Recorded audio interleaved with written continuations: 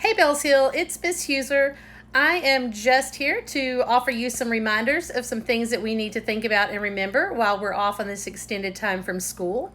Also, if it happens to rain while you're stuck at home, we have some rainy day activities for you, as well as we are going to be in the upcoming week making some projects out of our recycled materials. So, hope you enjoy. Tips from Miss Huser and Mrs. Petrich, Episode 4, Reminders and Rainy Day Activities. Here are some reminders.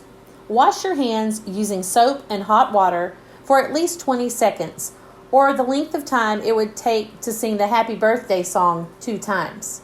Stay hydrated, drink plenty of water, and remember to social distance, staying 6 feet apart. That doesn't mean 6 feet apart from your family members, but it does mean you shouldn't be hanging out with your neighbors, and you certainly shouldn't be in large groups of people. So again, just be mindful and think before you get up close to other people that are not your family. Let's take a look at some rainy day activities. Puzzles, board games, books. You could cook or bake. Do arts and crafts. Sing, dance, or play. Always ask permission first and get an adult to help when cooking or using sharp tools. So I'd like to talk to you for a minute about playing. I know there are lots of things you could play. Soccer, baseball, you could ride your bike, and a lot of you probably think about playing video games. But when I'm talking about playing, I have a different idea. Because when I was growing up, as a little kid, we didn't have all of the things that you have today. So we had to kind of make up our own things to do. So I'm going to share 3 things that I did. And you may think these are silly, but this is what we had to do growing up. So the first one is play school. You be the teacher. Read a book to your stuffed animals. Practice your math facts with a family member.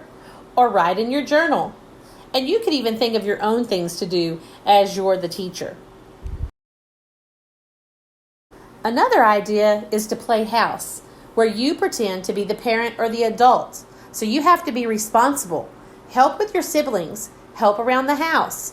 Make your bed. Clean your room. Help with the laundry. Wash the dishes. Sweep the floor.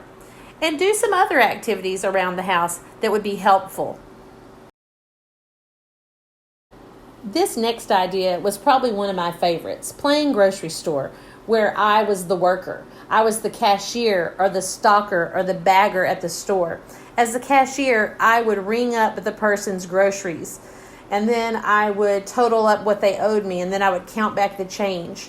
And as the stocker, I was the one who would put items on the shelf and replenish or put more groceries so that more people could buy the groceries. And I would straighten and organize. Or as the bagger, I would be the one who put the groceries in the bags and then put them in the basket and carried them to the car. So as the cashier, I was having to count money and use math skills. And as the stocker, I was being helpful by straightening and organizing. And as the bagger, I was having to be sure to make sure that I didn't put too many groceries in one bag where the bag busted out. Because back then, all we had was paper sacks. So anyway, these are 3 ideas that might be fun for you. Until next time, please continue to be safe, keep washing your hands, be kind to others, and read, read, read